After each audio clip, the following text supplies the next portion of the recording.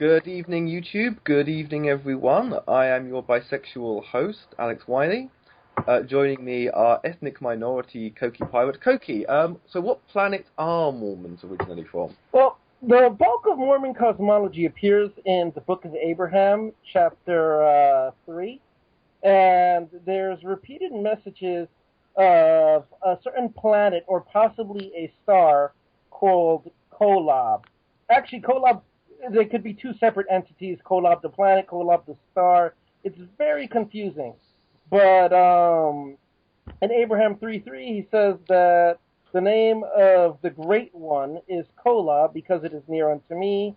It says Kolob was after the manner of the Lord. It actually talks about like 1,000 years, Earth years being one day on Kolob, which is kind of interesting. But yes, if this sounds familiar, it should, because the planet Kobol on Battlestar Galactica is based off of Kolob in Mormon mythology.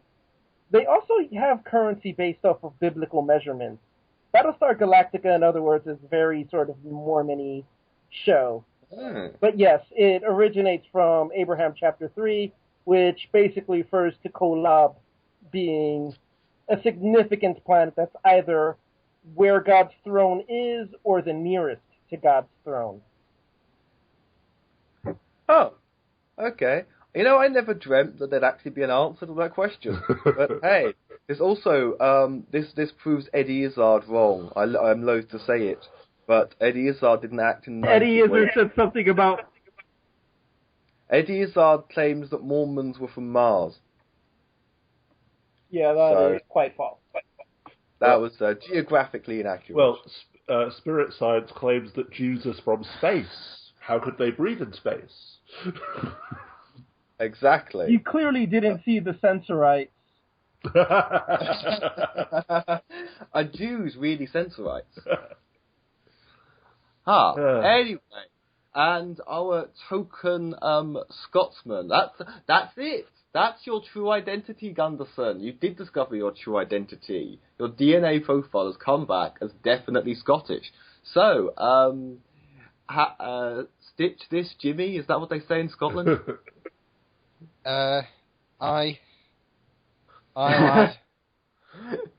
You see, he even speaks the lingo.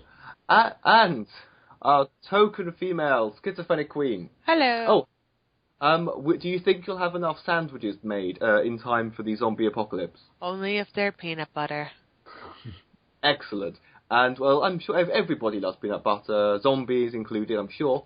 And I just realised how, in that context, the question suddenly became sexist, when it wasn't originally. But I went from saying you were the token woman to asking you how many sandwiches you'd made. Yeah, I don't have to make you a sandwich, goddammit. You make your own damn sandwich, my friend. Yeah, but if you don't feed the zombies peanut butter sandwiches, they'll be even hungrier for your brain. Well, what if I just trick them with cauliflower and get a bunch of cauliflower and throw it at them, and they'll think it's brains and they'll eat it all up? Joke's on them. My brain is peanut butter sandwiches. Are there vegetarian smell zombies? The difference. I think this needs to be. This is such a big discussion. It needs to be its own show. And you, James, 1978. Do you have an opinion about anything? Ooh, I will have to see. When will the day come when my reaction will be, I have no strong feelings one way or the other? So, without further ado, dear audience, linked in la description are two articles. The BBC has two new policies. One is that every panel show, I suppose, being a bit like the television version of what we're doing now. A note, I'm the host, we have an ethnic minority, we have a Scottish person, whatever that is, and we have a woman. Sure, if human. Exactly. Unclassified life form. And, so every panel show, which usually has one host and 4 guests, must have at least one woman. And 1 in 7 television presenters working for the BBC have to be black, Asian, or in some sense an ethnic minority. And there are, of course, arguments for and against this. Mock the Week's Milton Jones makes his case, that's also in La Description, for why he doesn't think it's a good idea. Now, obviously, this is what, back in my day, the British called positive discrimination. I've just been informed by Gunderson we've changed it to positive action. In America, it's known as affirmative action. CoquiPirate, your thoughts? Well, in terms of what we don't want, but is still better than not including women alone, is to create a state of affairs where you have all of these panelists that you do want, and then you're like, oh yeah, we need at least one woman. And then you're going through a list of women, and, you know, you pick one of those. I think Moffat said something akin to why he didn't choose a woman to play the doctor. He's like, well, I wasn't looking for a black doctor or a woman doctor. I just wanted to pick the person that I thought was right for the doctor role. Mm-hmm. That being said, how do you acquire this state of affairs that there's so many noteworthy females that come to mind that you would know, this is who I want? And that's, of course, increasing their visibility in the media and television.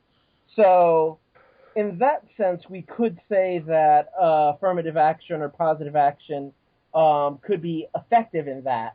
But I suppose there's also the argument to be made of free enterprise. You know, the idea is that if you own a media outlet, it is yours, and, you know, you shouldn't be bogged down with rules in terms of how you wish to express yourself, how you wish to appeal to the masses, because, you know, that can be a bit stifling of freedom if you always have to communicate this message with a certain amount of diversity and so on, as opposed to, you know, choosing whatever dynamic personalities are coming to your mind. But that being said, I feel as though the only reason why it would be stifling is because we haven't hit that point where there are enough women and minorities in the media that we know exactly who we want. Instead, we have to say, oh yeah, we need an Asian person. Who comes to mind? You know, that's what we're trying to avoid. We're trying to have enough ethnic minority personalities that are well known, enough female personalities that are well known. And so, yeah, I think I'm mostly for it. Okay, yeah, I kind of see it as a pragmatic stepping stone. It's not an ideal, but the point is to reach a point where we won't need. Also, you may be able to hear the token cat, so please welcome Nissa, who I don't think will be contributing much other than purring. But yes, Gunderson, your thoughts? Well, yeah, I do think I agree with Cokie mostly that it does have a laudable goal of increasing the visibility and voice of ethnic minorities and women, and basically making them, you know, making the voice of white men less, you know, just so heavily the norm. So I can understand. The only real, like, it's not. I don't even necessarily think that it might be a bit stifling. Well, I mean, that's a valid objection, but more the main problem I see with it is, I guess, everyone who will be screaming. It might give more ammunition to the people who will inevitably scream. Well, you know, they just got on because they're a woman, or they just got on because they're not white. So that's the only real setback I see in this. Okay, Queenie?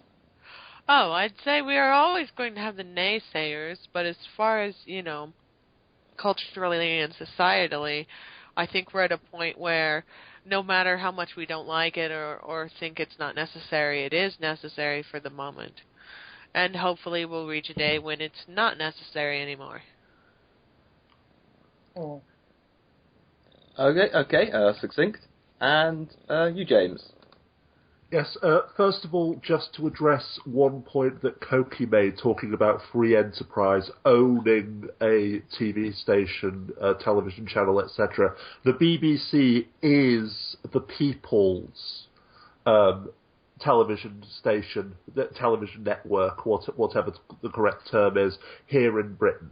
They are independent of the government, but they are funded by a licence fee. They are effectively funded by the British by the British people. Their stated goal, their charter, is to be as representative as possible, to be as diverse as possible. So whilst creativity and individual freedom is still an issue, representing all of the people of Britain as much as possible is part of their stated goal.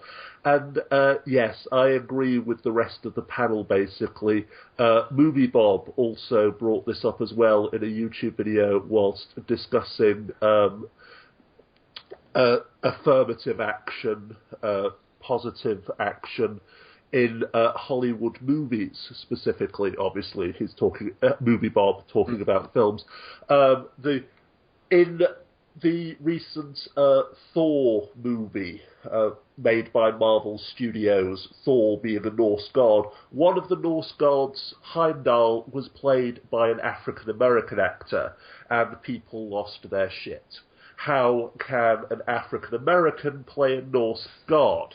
And, well, if African-Americans can be in white roles, then why can't we have more white people in ethnic minority roles? Why can't we see a white person play... Why is it racist when a white person plays the Emperor of China? Yes, because white actors have so much difficulty finding roles. They are so oppressed and discriminated against in the wider culture.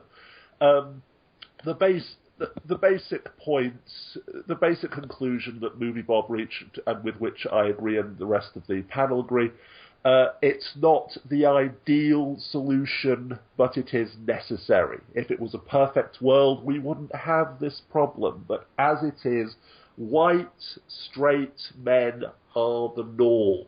They are everywhere, meaning that in order to achieve equality, to achieve diversity, we have to stick out. Ethnic minorities, women, LGBT individuals have to stick their boot in the door, have their boot stuck in the door. The equivalent of putting salad on the buffet table as well and saying you don't have to eat it, but we're not getting rid of it. Yeah, actually having it there.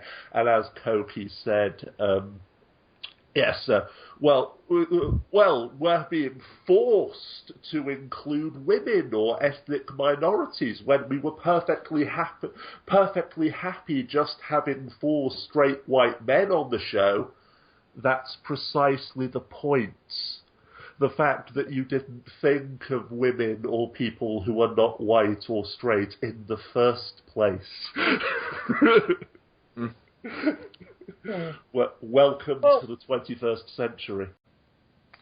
Okay, so to reference what you, James, said, with his example of, a white person playing the Emperor of China, as you said, I can understand why, in that for those kinds of examples of cultural and historical context that, I guess skin colour would matter because it would be absurd, for the historical reasons, which, just like me and Alex once talked about how it was a concert performance of Les Mis where Javert was played by a black man. Yeah. And I said, well, it's easy to suspend your disbelief if it's a concert, I suppose. Whereas if it had been like a film or a regular stage performance, it wouldn't really make sense because Obviously, France at that time was a very fundamentally racist society, so a black man achieving that position of power would be quite unheard of. So do you understand what I'm saying? Yes, I don't necessarily see the relevance. In individual cases and contexts, absolutely. But as a broad sweeping policy, the concept of affirmative action, positive action, remains... Oh yeah, I'm guessing it's not really related to the affirmative, positive action thing. Again, in historical circumstances, when we're watching John Wayne playing Genghis Khan, we're thinking, what for the love of the great holy donkey.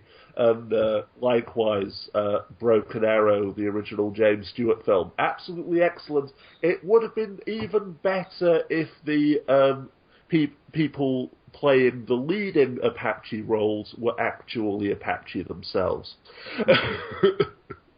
Oh yeah, our Apache. To be honest, go ahead. Sorry, our Apache Native Americans. Yeah. Yes. Yeah. So again, just many of the Apaches in the film were played by Apaches, but the leading role, particularly James Stewart's love interest, was a white woman in red face. Oh dear. Okay? Obviously, red face is a completely different example, and I certainly wouldn't put white person in blackface or white man playing the Emperor of China on the same level as a black person playing a historically white character. But I'm just saying, is it really that demanding to ask the audience to use their imagination a little bit? I mean, if a Martin Luther King movie came out and there was this Korean woman who played Martin Luther King really well, would it be that bizarre? It would depend on the artistic context. I think Baydun Nar would actually fucking nail that role. But yes, that is an entirely different question. There is actually a film called Suture. I adore the ending of it. I've actually used it in one of my videos, in which the plot of the film is that a white man and an African-American actor, you might remember him, he's the guy who played the president in the original series 24. He was in fiction, he was the first black president before Barack Obama. Oh, no, he was running for president, sorry. This was long before Barack Obama. But the idea is that these two people, one black, one white, are supposed to be doppelgangers. And throughout the film, they can't tell each other apart. No one can tell them apart. It is the ultimate art house artistic statement. You see, it's a social commentary on racism, poverty, the standards that we impose, the labels that we impose. But so again, directors can ask that kind of thing of the audience. However, that's not necessarily the issue at hand. We're just so again, it's just the fact that being straight, white, and male on television or in films, cisgendered, is so much the norm. Dallas Buyers Club. Well, are there any trans actors? Slap. Yes. Has the Bun gotten tired of force-feeding Jared Leto elephant anus? Force-feeding what? It's a reference to the Bun's comments some months ago on this show about Jared Leto's portrayal, him being a straight cisgendered man playing or trying to play a trans woman in this film, which angered quite a few of us. Sorry.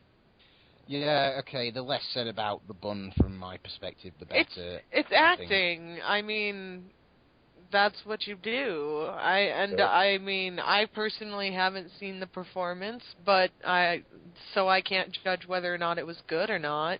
But personally, it's acting. Acting is, on its most fundamental level, pretending to be someone or something that you're not.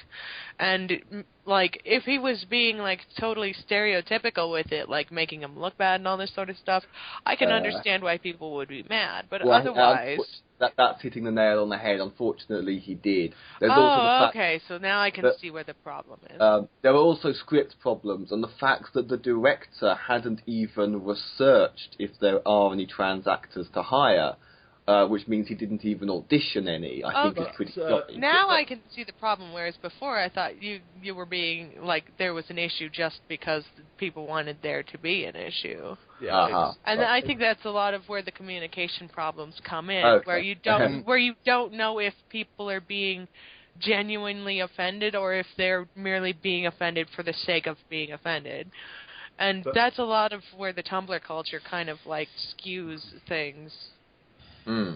Yeah, but getting back to the original point, again, it is an issue of Jared Leto playing a transgendered individual when he is cisgendered, versus the director asking, are there any trans actors?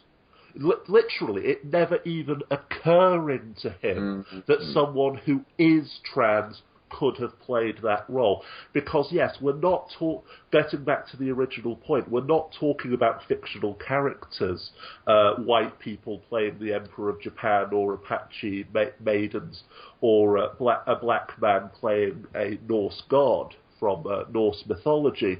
Personally, I can't wait to see the Black Annie movie. I think it's a bit. I think it's a bit different with that because these are fictional entities. Exactly. Sorry for interrupting, by the way. Let me get to the point. We are talking about the depiction of real human beings on television, presenters and guests on panel shows. So yes, again, we can talk about the portrayal of fictional characters, but that is largely besides the point. The same issue of the total dominance of straight, white, cisgendered, English-speaking men on television is the reason why this policy exists. And yes, we all agree in the end that whilst it's not the ideal solution, that it will give ammunition to the naysayers who insist that it's tokenism and, you're only getting ahead because of a quota. You know, what about all of the poor white people who can't get a job because you stole their jobs, you evil Sambo, or what have you? Sambo in inverted commas, obviously. But even in spite of all of that, it is the best possible solution that we have available. Okay. Well, I think this is a very, very big topic, and the representation of people in movies and the media, it's a topic I'm interested in. I think I'm going to save that for another show, and it's clearly very expansive. So I'm going to go round and ask people to give their final thoughts and goodbyes. CoquiPirate? My final thoughts is yes. Yes, you, James, has an opinion. Okay. And Gunderson? I don't think I, on the other hand, don't really have anything else to say. So, I've said everything I can say, to be honest. Okay. And Queenie? Well, I think you can kind of see people's latent biases, at the very least, if not, actual sort of like racism and sexism and that sort of thing, when you see that somebody's been placed in a role where it's not perceived that they fit, like the Black Norse god, which when you think about it in the context of the movie, they're aliens. They're aliens, so why should it matter? I mean, they're not actual Norse gods.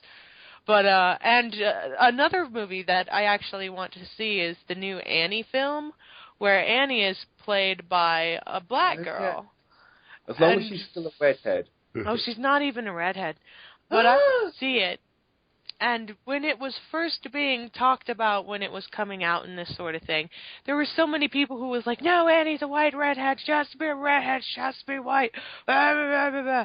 And I just thought, well, when you think about it, isn't like the neighborhood they're talking about doesn't have the same sort of ethnic landscape as it did in the original movie. So of course, I believe that it's perfectly acceptable to have a black Annie, and she doesn't even have to have red hair, and Mr. whatever his name was, the rich dude, can totally be black too, and it doesn't even matter. But that's just me. I genuinely cannot suspend my disbelief if Annie is played by an actress with a soul. Sorry, who's Annie again? The sun will come out. Red-haired orphan. Bet your bottom dollar. I'm going to stop singing now because I can't sing. But the thing is, if they've updated it, then it won't have FDR in it. It'll be like they'll have to really change the script because Roosevelt's in the original, so that it's supposed to be the Depression. If it's set now, it's set in a whole new Depression. Maybe that's a reason to make it.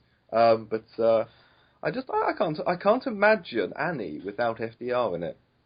Anyway, that's just me. That's my objection. How dare you try and do Annie without Roosevelt? Anyway, So, you, James. Yes, SchizophrenicQueen nailed it right on the head there when she talked about latent bigotry, latent perceptions. Yes, see a white man playing an ethnic minority role, see a straight person playing a cisgendered role, what have you, not a problem. See a black man playing a black girl playing a white role, everyone loses their fucking minds, to quote the internet meme. It is about breaking down that latent bigotry, that social norm. Aha. And on that bombshell, good night, YouTube. Good night, everyone.